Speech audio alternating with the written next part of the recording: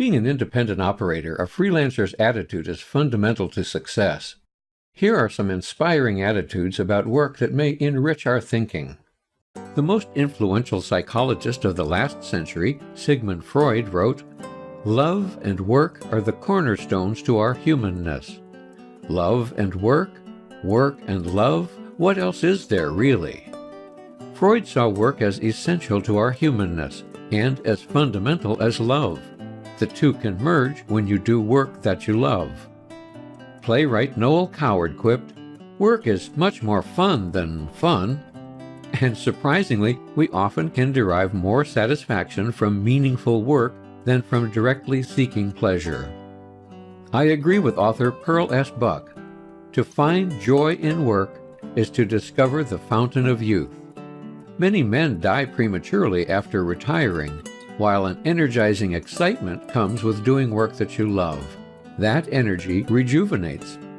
Cosmologist Stephen Hawking believes, "Work gives you meaning and purpose, and life is empty without it." Meaningful work and a sense of purpose are psychological pillars of mental health and life satisfaction.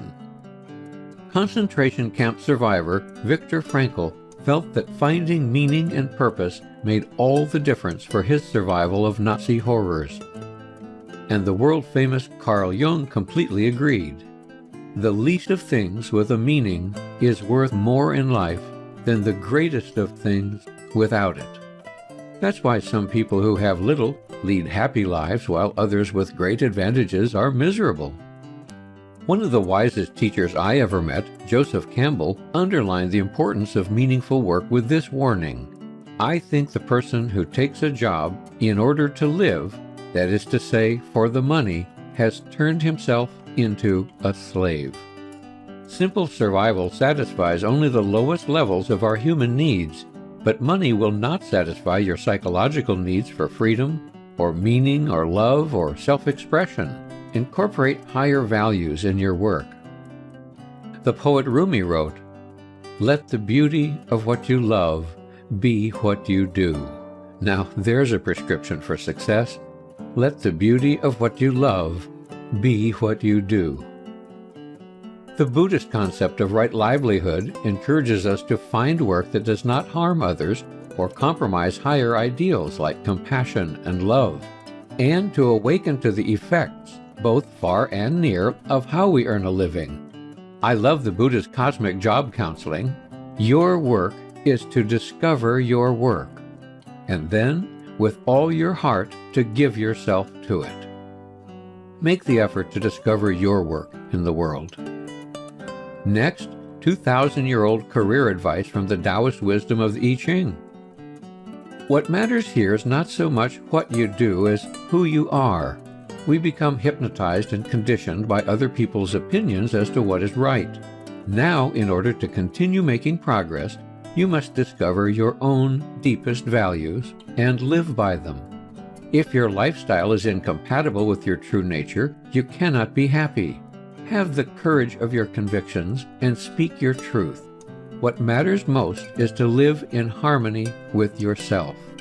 Your life will then unfold in exactly the right way.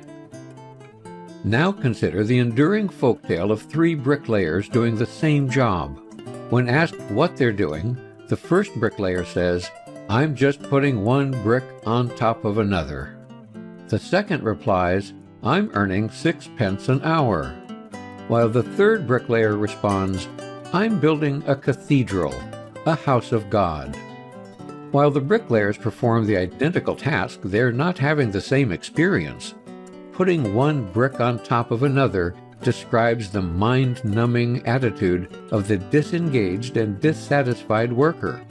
The second worker at least has economic survival as a benefit, but he cannot experience much self-respect or joy with that attitude. He is a wage slave.